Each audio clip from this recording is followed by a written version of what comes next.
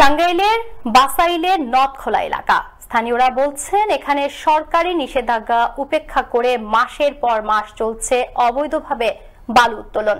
এতে হুমকির মুখে সেতুসহ নদীর তীরবর্তী বসতবাড়ি ও ফসলি জমি। ভুক্তভোগীরা বলছেন অভিযোগ করেও মিলছে না প্রতিকার। টাঙ্গাইল থেকে মেহেদী হাসান চৌধুরীর প্রতিবেদনে আরো জানাচ্ছেন মোস্তফা কামাল তোহা।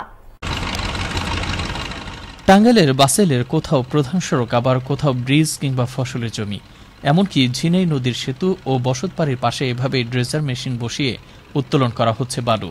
চলছে দিনরাত 24 ঘন্টায় এই বালু উত্তোলনের মহোৎসব। এদিকে ভুক্তভোগীরা বলছেন অবৈধ ড্রেজিং বন্ধের দাবিতে মানববন্ধন সহ বিভিন্ন কর্মসূচি পালন করা হলেও প্রশাসনের পক্ষ থেকে তেমন কোনো পদক্ষেপ গ্রহণ করা হয়নি। উল্টো শিকার হচ্ছেন হুমকি ও হয়রানির। এখন আমাকে যদি এইভাবে বাড়িঘর ভেঙে জায়গা, তা আমাকে যাওয়ার কোনো জায়গা নাই। দুইটা বাড়ি ভেঙে গেছে গা, আমাকে বর্তমান আমাকে সমস্ত আমরা জায়গা কিনে বাড়ি করব। আমরা চাইতেছি এখান থেকে যেন বালু না উত্তোলন করে। আমাদের বাড়িঘর নাই, এই মতো বাড়িঘর করছি, এই বাড়িঘর দিন না থাকে আর থাকুম কেন আমরা। সরকারের প্রতিনিধি, উপজেলা চেয়ারম্যান হিসেবে, ইউনো হিসেবে এখানে ডিসি সাহেব আছে। আমাদের পক্ষ থেকে এখন পর্যন্ত কোনো অনুমতি কিন্তু এখানে হয় নাই।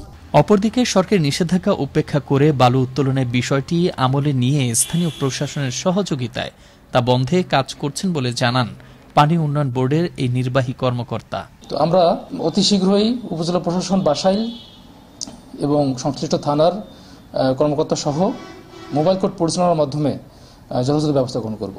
স্থানীয়রা বলছেন নদী থেকে অবৈধ এই বালু উত্তোলন বন্ধে জরুরি পদক্ষেপ গ্রহণ করা না হলে আসছে বর্ষা মৌসুমে ভাঙনের শিকার হবে শত শত বাড়িঘর, বিলীন হবে বিস্তীর্ণ ফসলি জমি, আর হুমকির মুখে পড়বে চলাচলের সড়ক, এমনকি নদীর ওপর নির্মিত সেতুও। তাই প্রতিকার উদ্যোগ নেবে সংশ্লিষ্ট কর্তৃপক্ষ, এমনটাই বিশ্বাস ভুক্তভোগী ও স্থানীয়দের। মুস্তফা কামাল তোহা, আনন্দ টিভি, ন্যাশনাল ডেস্ক।